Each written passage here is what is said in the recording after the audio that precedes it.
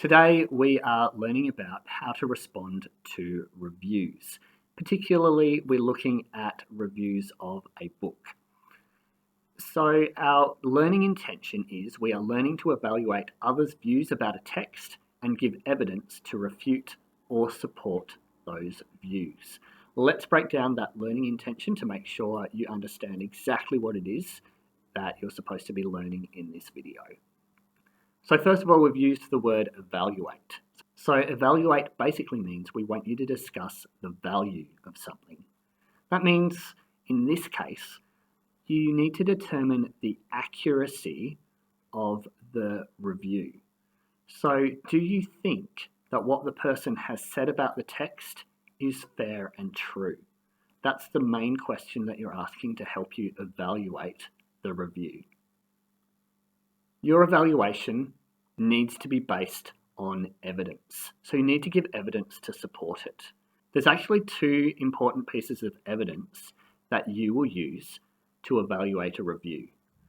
There are statements from the review itself, which are just as important as specific examples from the text that is being reviewed. So if it's a book, you probably want some quotes from the book, as well as some quotes from the person who wrote the review. So there are two other words in this learning intention that are really important. Those words are refute or support. These words are about linking your evidence to your opinion of whether the person is right. So how does the evidence that you've given show that the reviewer was wrong? That's refuting. How does it show that they're right? That is supporting. Alternatively, you might want to modify their opinion. So you might think they've got some things right, but it needs a bit of polishing. There are some things that they've said that aren't quite right, and you want to point out what those things are so that the review is more accurate than what it was. Alrighty, we're going to have a look at a review from Anne, which I found on goodreads.com, and Anne has written her review about Animal Farm by George Orwell.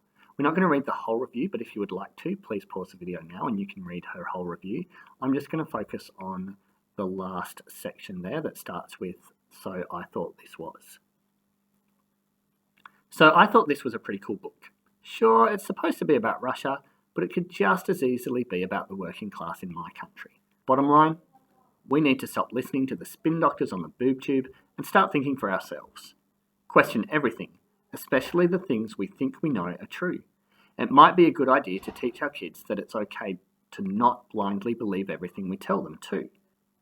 Besides, if we're right, then our ideals can stand up to the scrutiny of children. Otherwise, we risk raising a generation of idiots. Okay, so when I look at this part of what Anne has said, I notice a couple of interesting things. She said that it could just as easily be about the working class in her country. She also says question everything, and I think she's trying to say that this is one of the main messages of the book. So when I read Anne's review, I can see that she doesn't think it's super important to acknowledge that this book is about communist Russia. She says it's supposed to be about Russia, but, and that makes me think that maybe she's underplaying this aspect of Orwell's intentions a bit. She also says that it could just as easily be about the working class in her country, which I think probably has some truth to it, but I'm not sure that people are accepting as truth everything that politicians say as easily as what is portrayed in Animal Farm and as what Orwell is saying happened in the Russian Revolution. So I think it's really important to remember that these events did actually happen, and that will miss the point if we forget that this is about the Russian Revolution. Another thing that she says is question everything, and she seems to think that this is one of the main messages of the book. I agree with her, and so in my response to her review, I can write about why I agree with her. So let's have a look at how I would plan to write my review. So there were two main points that I want to respond to. She has talked about questioning everything, which I think is good, and I'm going to agree with her on that. But I also don't quite agree with her that it's not just about the USSR. I think she's right, it's not just about the USSR, but I think we can't forget that it is particularly about the USSR. So let's have a look at my thinking and how I've planned my thinking under each of those points. So question everything. I've said, well, Boxer doesn't question Napoleon, and we have evidence of that on page 79. And that's really good evidence to show that this book is about us needing to question everything. Is that this person just accepts what his leader says blindly, and it actually costs him his own freedom. And the reason it costs him his own freedom is because we see on page 80, he had the power to free the farm. He was stronger than the dogs that Napoleon was using to control everybody, but he didn't use that power to actually help free himself or the other people, because he didn't realize that he wasn't free himself, because when Napoleon told him he was, he believed it. So when Anne says this isn't just about the USSR, I think she's right. It's not just about the USSR, but I am going to disagree with her slightly, because I think she's undervaluing the fact that it is about the USSR. We need to remember stuff like Stalin was a real person, and he really did deceive, through the use of propaganda, a lot of people. They thought what they had was freedom. What they really had was much closer to slavery than freedom. This whole thing seems bizarre. The idea that a government could tell their people, hey, you're free, but then be treating them like slaves, whilst the people in the government are actually living pretty luxurious lives. I struggle to believe that people could really be deceived like that. However, I know that they can, because it actually happened in the Soviet Union. So one of the most important things that this book does for us today is remind us that even though it seems bizarre that people could be tricked into thinking that they're free when they're really not, is that it actually happened.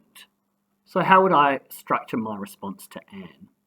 Well, here's a little summary based on the learning intention that we looked at the start of the lesson. So I'm going to evaluate, I'm going to give some evidence, and then I'm going to refute or support. So my evaluation is just a statement of the reviewer's position and whether I think it's accurate. Then I'm going to give some evidence. I'll provide some summarized examples from the text that support my claim about her accuracy. And where possible, I'm going to give some page numbers. And then I'm going to refute or support what she says. So I'll explain how my evidence supports what she said or how it refutes what she said. I'll state my own interpretation using the evidence and highlight the significance or the importance of this interpretation of the text. So now I'm just going to swap those bullet points with some of the actual things that I'd like to say in my paragraph. So I'm going to state her position, and that means I'll say that she says the point is to question everything, and then I'm going to state whether that's accurate. Yeah, I think that's accurate. I think that's an important message of the book. Then I'm going to provide some evidence with page numbers where possible. So I've got that point from page 79 where Boxer doesn't question Napoleon, even when he knows Napoleon is wrong. So he's remembering a battle, and he's remembering how one particular person fought in that battle, and he thought they fought really bravely. But Napoleon says, no, they didn't. And even though Boxer was there and saw that person fighting bravely, he believes Napoleon and completely changes his own memory of the event based on what his leader has told him, because he's blindly accepting what his leader has said. I'm also going to note that Boxer's the only one strong enough to stand up to Napoleon, but he won't because he's not thinking critically.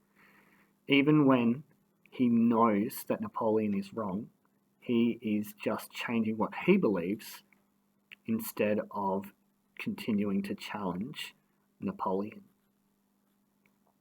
And then to support what Anne has said, I'm going to just summarise with my own interpretation and why I think it's important by saying, hey, we're warned to question everything so that we don't become like Boxer. Boxer had heaps of potential, he was super strong, but he didn't think critically, so he just accepted what was told to him and eventually just participated in his own slavery when he could have fought for his own freedom. So this is what that response could look like. Anne acknowledges that Animal Farm is an allegory of Stalinist Russia, but she claims the story's message applies beyond that historical context. She sums up the moral of Orwell's book by saying, "Question everything." This is certainly an important message of the book. Boxer, for example, is guilty of not questioning everything, and this cost the farm its freedom. Boxer refuses to accept Squealer's account of the Battle of the Cowshed, but quickly changes his mind when he hears that Napoleon himself has stated this version of events to be true. His unquestioning loyalty to Napoleon means the truth is buried and their last chance of freedom is wasted. Indeed, Boxer was the only animal on the farm who could overpower the dogs, and therefore the only one who could stand up to Napoleon. Therefore, Animal Farm warns ordinary people that by not questioning everything and everyone, they might be risking their own freedom. Alright, so that's how I'd write a paragraph to support the statement that Anne made that I agreed with. I'm just going to now show you how I would write a response to Anne around the stuff I disagree with. I'm not going to talk about how I planned this. I'm not even going to read this. I'm just going to ask you to pause the video here so that you can have a bit of a look at what that paragraph looks like and see if you can match up the elements of it. Where have I stated my evaluation of Anne's position? What evidence have I given? And how have I linked my evidence to why I disagree, why I am refuting what Anne has said? Okay, so go ahead and pause the video now. Thanks for watching. I hope this has been helpful. Please make sure you check out some of the other videos on the channel, and please don't forget to check out our rival channel, Alan Robbo's Amazing Maths and Science channel. I'll see you next time.